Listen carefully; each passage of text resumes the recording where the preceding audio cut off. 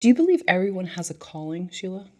Wow, what a question to start with. I love it. Why he's into this thing. You know, I actually do. I don't think I always did, but I do believe that people have a calling. And I do believe, let me rephrase that a bit. What I believe is that every single person has something that they are a genius at. I really believe that geniusness is not something that's like reserved for an elite few. I think that having some skill or some knowledge base or what have you that you are a genius at is just a byproduct of the diversity in all peoples.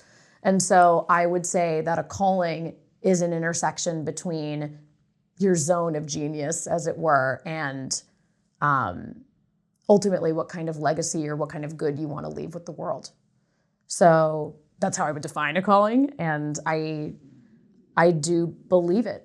I really do. I think it took me many years to get to the point where I believed it as strongly as I do now. I know I have a calling, and I strongly believe everybody does, truly. Well, your parents wanted you to go into sort of the math and sciences? No, actually, I really lucked out with my folks. They've always been supportive. I think to the point where there were times where I debated quitting the arts, and they were like, no. You're not going to quit. Like, don't, because that's something that you're going to regret.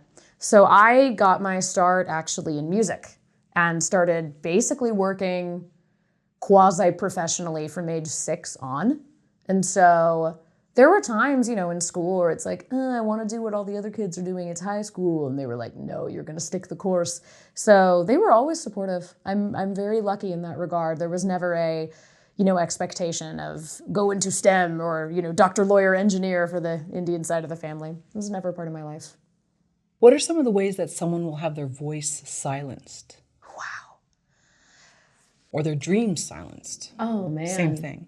I think that's a really interesting question. I really do. I mean, we're going to get into some deep philosophies of mine, but I really do feel that we're going to go on a tangent. It's going to make sense. I think there are 2 types of capitalism.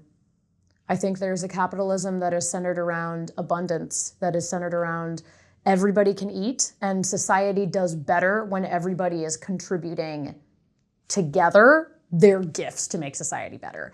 And then there's the capitalism that we're used to seeing, which is you only make money and you only get ahead and you only achieve your dreams by squashing the people around you.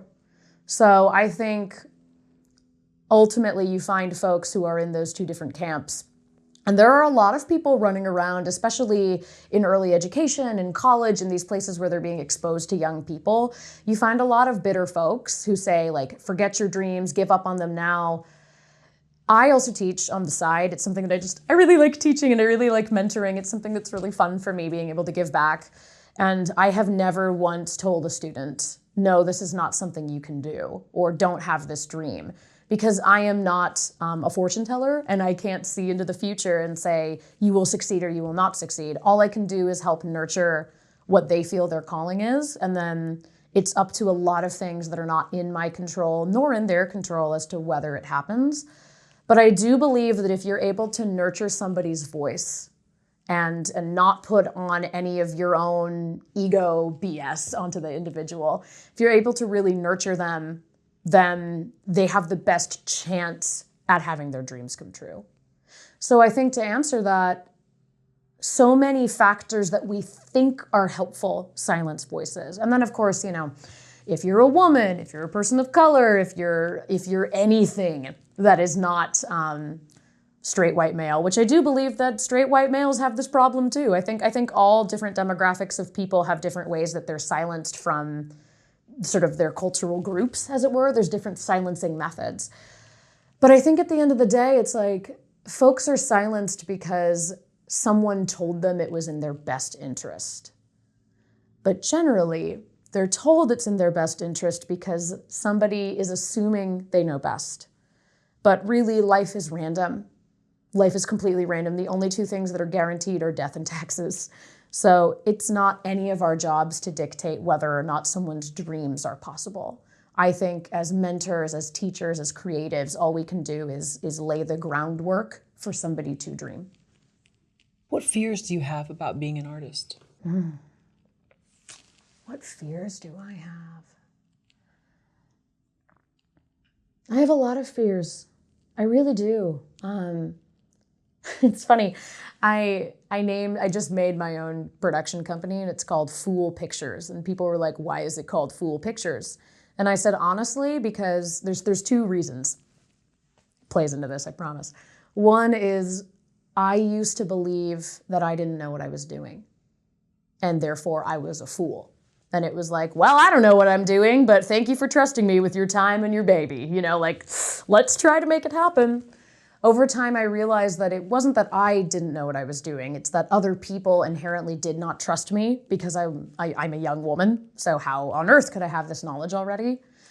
And I realized that that image of the fool was their perception of me. So when I think about how that ties into my own fears, all I want to do is tell stories that matter and tell stories that uplift people whose voices have been silenced. You know, I want to highlight content from all genres that make a positive impact by getting folks to think differently about people that they don't understand necessarily. And my greatest fear is that for some reason, something will come and obstruct that from happening. But at the end of the day, I think if you really are committed to telling a story, then no matter what obstacle you face, at some point you're going to tell it.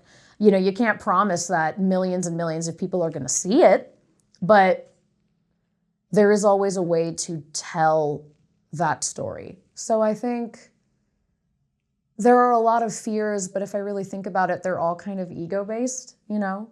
And at the end of the day, I think it's just about going out and doing what you came here to do. You know, going forth and being like, okay, I have to tell this story, which means there is no option for failure, which is a relief, because then it turns into well, I'm going to tell this story no matter what. Therefore, everything else from here on out is bonus. It's just like a different mindset shift. Do you think it's our job to change people's minds, or just to make content for the people that'll gravitate toward it? That's interesting. I like that you said job, because I don't know that it's necessarily our job. I would say it's my job. That's how I feel, but I could never put that on another filmmaker. Like, I know what kind of content speaks to me as a producer. I know what excites me and what stories I want ultimately to help get told. But I don't think I could never put that on somebody else. I know there are folks who are like, I just want to make an action movie that goes boom, boom. And that's great. And I will probably watch that movie and be like, this is fun. But I will say, you know, when 2020 happened and we all went into lockdown, what did everybody do? They turned on the TV. They opened up a book. So historically, when the world is in chaos, we turn to art. And I think that, you know, we as a people still degrade the arts and are still like, that's not a real job. You should be a lawyer. Why aren't you doing business school? Well, but this is a job that people find essential. This is something that helped keep people's sanity throughout all of 2020, especially when folks were like living alone for months and months. Turning to art, turning to different kind of story-based mediums is something that makes you feel a connection to humanity as a whole. So I would say it's not necessarily our job, it's our opportunity. You don't have to do it. I love vanity content as much as the next guy. Sometimes I want to sit down and be like, that was fun and it was mindless and I had a great time. But for me, I feel that I have the opportunity to be able to change people's minds with the stories that I make and tell. And so for me, that feels like a responsibility.